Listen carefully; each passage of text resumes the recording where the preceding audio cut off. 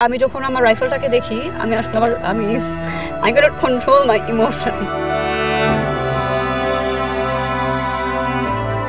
তো আমি অবশ্যই চাবো যে আমি জাতীয় দলে ফেরত আসি। এমন একজনের হাতে আমাদের ফিমেল অ্যাথলেটদেরকে তুলে দিয়েছেন যারা সেফ না, আর অলরেডি তারা আমাকে একবার বলেছে যে তারা আমাকে সাসপেন্ড করবে without any specific solid reason.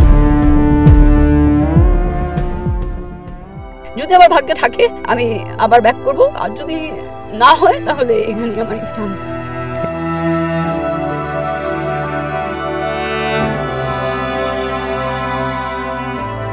আমার সার্চ কমিটি থেকে আশ্বাস থাকলেও মন্ত্রণালয় আই ডোন্ট নো ওনারা আসলে কিভাবে জিনিসটা দেখছে বা কিভাবে তদন্ত করেছে, বাট আমার মনে হয় যে ওনারা যদি অ্যাকচুয়ালি তদন্ত করার মতন তদন্ত করতো তাহলে এই সিচুয়েশনটা শুটিং ফেডারেশনে আবার হতো না, যেখানে ডকুমেন্ট সহ যার এগেইনস্টে এত কমপ্লেন, ডকুমেন্ট সহ যার কাছে নিরাপত্তা নাই মেয়েদের, তাদের হাতে কিভাবে তদন্ত হওয়ার পরে উপদেষ্টাকে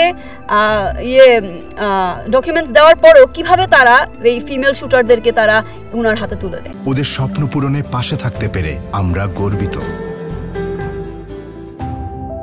এটা হচ্ছে আমার কোয়েশ্চেন। তো আমি চাচ্ছি যে আমাদের উপদেষ্টার কাছে আমাদের ক্রীড়া উপদেষ্টার কাছে আমার একটাই আবেদন থাকবে, সেটা হচ্ছে যে আপনারা সার্চ কমিটিতে তদন্ত করেছেন, তারপরেও আপনারা এমন একজনের হাতে আমাদের ফিমেল অ্যাথলেটদেরকে তুলে দিয়েছেন যারা সেফ না। ইনফ্যাক্ট আমি নিজেও এই ধরনের কথার শিকার হয়েছি, যেখানে এখন বলে যে ডেড বডির পা এত টাইট করে বাঁধো যাতে কেউ খুলতে না পারে। সেখানে আপনারা কিভাবে একটা লিভিং হিউম্যানকে এরকম একজন নারী কেলেঙ্কারি যার এত কিছু হয়েছে, সে যেভাবে ওপেনলি আমাকে এভাবে বলছে তার হাতে আপনারা তুলে দিলেন। আমি চাচ্ছি যে আপনারা এটা একদম ভালোভাবে তদন্ত করেন এবং আমাদের যে জাস্টিস, আমাদের যে রাইটস, যে কষ্ট করে আমরা আমাদের রাষ্ট্রকে রিপ্রেজেন্ট করতে চাচ্ছি, আমরা যে কষ্টটা করে আমাদের রাষ্ট্র নিয়ে যুদ্ধ করতেছি, সেটাতে যাতে আমরা সাকসেসফুল হতে পারি। আমি আপনার কাছে শেষ প্রশ্ন করি যে আসলে এত কিছু হলো, আপনি যেহেতু আপনার ব্যাকগ্রাউন্ডও ভালো, আপনি ভালো শুটার, আপনি কি আবার জাতীয় দলে ফিরতে চান কিনা? জাতীয় দলে আমি অবশ্যই ফিরতে চাই, বিকজ এটা আমার একটা ইমোশনের জায়গা। সত্যি কথা বলতে আমি যখন আমার রাইফেলটাকে দেখি আমি আসলে I cannot control my emotion, because আমার ন্যাশনাল টিমে আসার জার্নিটা অনেক টাফ ছিল। ইট ওয়াজন্ট ইজি, বিকজ আমি ছিলাম সিভিল ক্লাব থেকে, আমি বিকেএসপি থেকে আসি নাই, আমি হচ্ছে কোনো সার্ভিস ক্লাব থেকেও আসি নাই, আমার কোনো এখান থেকে কোনো আর্নিংও হচ্ছে না। আমি এটা অ্যাবসলিউটলি করেছিলাম হচ্ছে আমার নিজের ভালোবাসা থেকে, নিজের প্যাশন থেকে। তো আমি অবশ্যই চাবো যে আমি জাতীয় দলে ফেরত আসি, কারণ আমার কোনো ব্যাড রেপুটেশন নাই ফেডারেশনে। আমি যতদিন ছিলাম কেউ বলতে পারবে না যে আমার কোনো একটা ব্যাড রেপুটেশন আছে, because I don't sit where I eat. তো আমি আপ্রাণ চেষ্টা করে এত দূরে আসছি। আমার কোচ ছিল, সে আমাকে গাইড করেছে, তার হেল্পে আমি এত দূরে এসেছি। নিজের অনবরত চেষ্টায় যোগা থেকে শুরু করে আপনার হচ্ছে সিলভা মেথড, এভরিথিং যেটা আমাদের শুটিং করতে যেটা প্রয়োজন সব কিছু আমি নিজের পার্সোনাল এক্সপেন্সে আমি করেছি। তো এটা আসলে আমার একটা ভালোবাসার জায়গা। অবশ্যই আমি চাবো ফেরত যাই, অবশ্যই আমি চাবো বাংলাদেশের জন্য, যেহেতু এত দূরে আমি আসছি, অবশ্যই আমি চাবো আমার দেশকে আমি গ্লোবাল প্ল্যাটফর্মে রিপ্রেজেন্ট করতে। কিন্তু এখানে যদি সেফটি মেজার্স না থাকে তাহলে আমি হয়তো এখানে ফেরত আসবো না। আর অলরেডি তারা আমাকে একবার বলেছে যে তারা আমাকে সাসপেন্ড করবে without any specific solid reason. তো আমি আসলে এটা নিয়ে অনেক শেকেন, আমি জানি না আমি আসলে কিভাবে বলবো।